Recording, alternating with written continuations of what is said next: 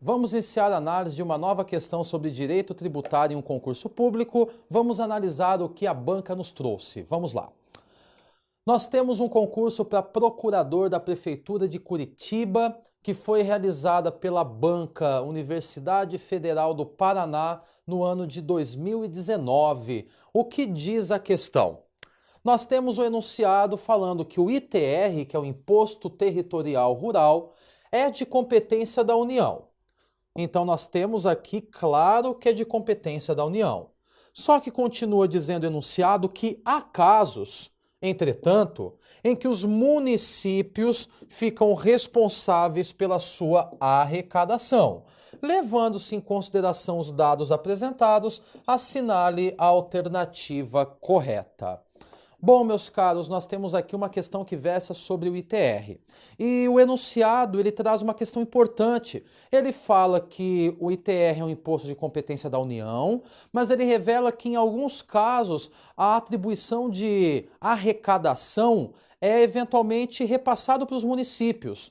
O que seria isso? Para que fique mais claro o enunciado trazido pela Universidade Federal do Paraná neste concurso, nós teríamos que linkar a nossa análise com o artigo 7º do CTN. O artigo 7º do CTN é categórico ao dizer que a competência tributária é indelegável. Então vamos pegar o exemplo do ITR. Ele diz que o ITR é de competência da União, portanto, a União não pode delegar a instituição do ITR para um outro ente competente, um outro ente tributante. No entanto, diz o próprio enunciado, em consonância com o artigo 7º, que existem casos em que os municípios poderão arrecadar ou executar a função de arrecadação. Por quê? Porque o artigo 7º do CTN diz que, embora a competência tributária seja indelegável, é possível se delegar a capacidade tributária ativa, que é a capacidade tributária consistente em arrecadar e fiscalizar o tributo. Então, tendo em mente esta questão, nós vamos começar a aprofundar as alternativas. Então, acompanhe comigo, vamos lá. A alternativa de letra A diz que o ITR tem como hipótese de incidência a propriedade territorial rural, incidindo, portanto, até mesmo sobre pequenas glebas rurais, quando explore o proprietário que não possua outro imóvel. Vejam só, vamos retomar a análise aqui porque é importante. Fala que a hipótese de incidência é a propriedade territorial rural, incidindo até mesmo sobre pequenas glebas. Vamos deixar a alternativa A, depois nós vamos voltar e julgá-la. Alternativa B. Fala que o ITR será progressivo e terá suas alíquotas fixadas de forma a atender à capacidade contributiva. Alternativa C. Diz que a União, por intermédio da Receita Federal, poderá celebrar convênios com o Distrito Federal e os municípios que assim optarem, visando a delegar as atribuições de fiscalização, exceto as de lançamento dos créditos tributários e as de cobrança do imposto territorial rural. A alternativa de letra D diz que o ITR ele será fiscalizado e cobrado pelos municípios que assim optarem na forma da lei, desde que não implique redução de imposto ou qualquer outra forma de renúncia fiscal. E por fim, diz que o ITR não incide sobre imóvel declarado de interesse social para fins de reforma agrária. Bom, meus caros, para nós entendermos o que diz o enunciado e assinalarmos a alternativa correta, é importante que tenhamos em mãos nesse momento o artigo 153 da Constituição Federal. Porque o artigo 153 ele traz os impostos de competência da União.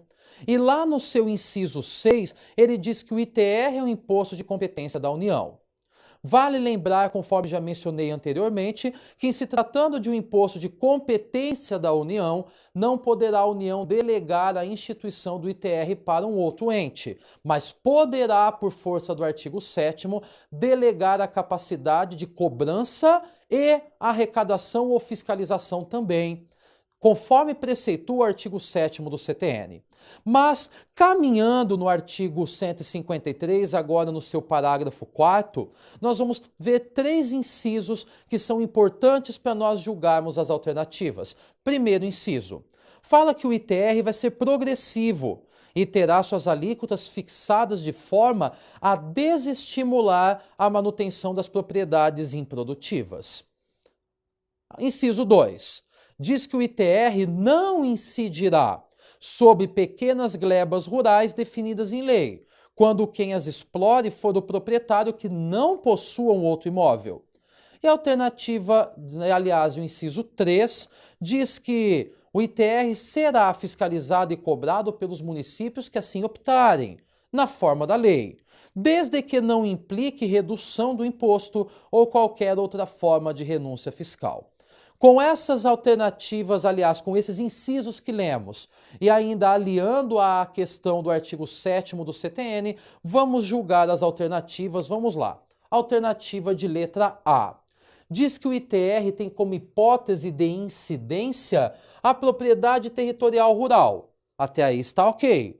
Incidindo, portanto, até mesmo sobre pequenas glebas rurais, quando quem explore não possua um outro imóvel. Essa alternativa está errada. Por quê? Porque o artigo 153, parágrafo 4º, inciso 2, diz que nós estamos diante de uma imunidade quando falamos de pequenas glebas. Então, nós temos a informação, a alternativa está incorreta. A alternativa de letra B diz que o ITR vai ser progressivo, está correto.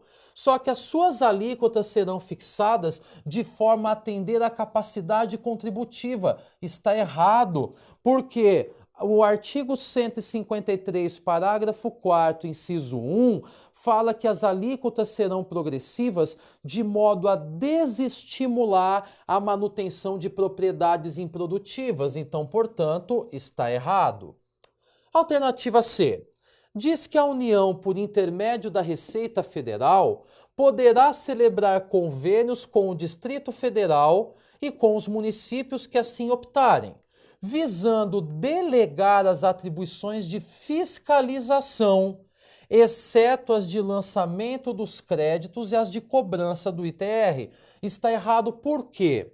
Porque a capacidade ativa ou a capacidade tributária ativa que pode ser delegada corresponde tanto à fiscalização como aspectos de cobrança. Logo, a alternativa de letra C também está errada. A alternativa de letra D diz que o ITR vai ser fiscalizado e cobrado pelos municípios que assim optarem na forma da lei, desde que não implique na redução do imposto ou qualquer outra forma de renúncia fiscal.